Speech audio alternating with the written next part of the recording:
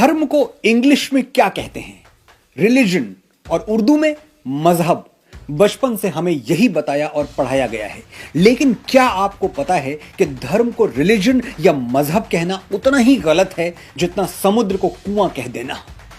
बरसों से जो पढ़ा है वो गलत भी हो सकता है, ये एक्सेप्ट करना थोड़ा मुश्किल है, लेकिन सिर्फ 1 मिनट मुझे ध्यान से सुनिए, आपको धर्म और रिलीजन का फर्क समझ में आ जाएगा। रिलीजन और मजहब का सीधा रिश्ता पूजा पद्धति और एक विशेष ईश्वर से, एक डेजिग्नेटेड गॉड से है। वो गॉड जिसने कुछ कोड्स बनाए हैं। जब तक आप वो कोड्स फॉलो नहीं करते, आप रिलीजियस नहीं हो सकते।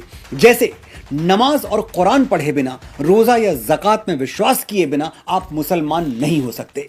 अगर आप चर्च नहीं जाते, बाइबल को नहीं मानते, जीसस में बिलीव नहीं करते, तो आप क्रिश्चियन नहीं हो सकते।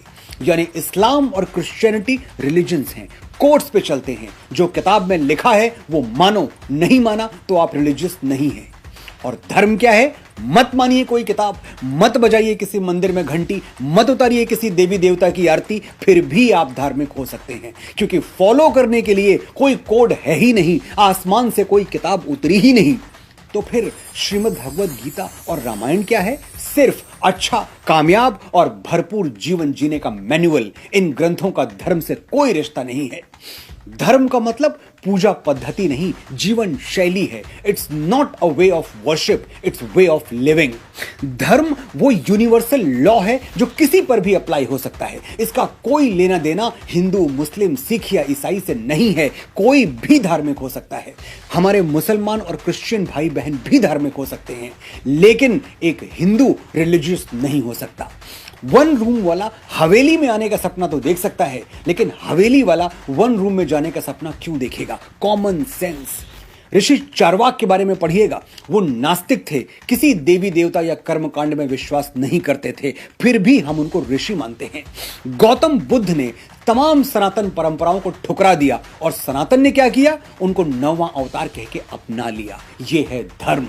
अगर कोट्स देखे जाते तो हम बुद्ध को भगवान नहीं शैतान कह देते, लेकिन हम जानते थे कि बुद्ध जैसी भगवत्ता किसी अवतार को ही मिलती है, तो हमने उन्हें भगवान कहा और सर झुका दिया।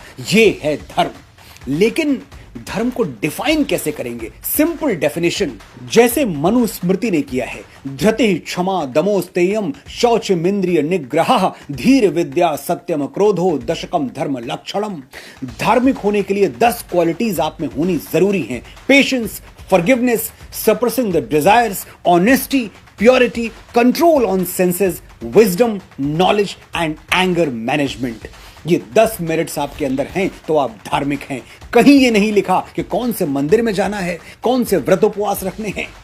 मैं डिक्शनरी छापने वाले देश के सभी पब्लिशर से ये रिक्वेस्ट करता हूं कि आने वाले एडिशंस में सुधार करें और धर्म को धर्म ही रहने दें, उसे रिलीजन ना बताएं। जैसे राम राम है, कृष्ण कृष्ण है, गंगा गंगा है, वैसे ही धर्म धर्म है। As simple as that.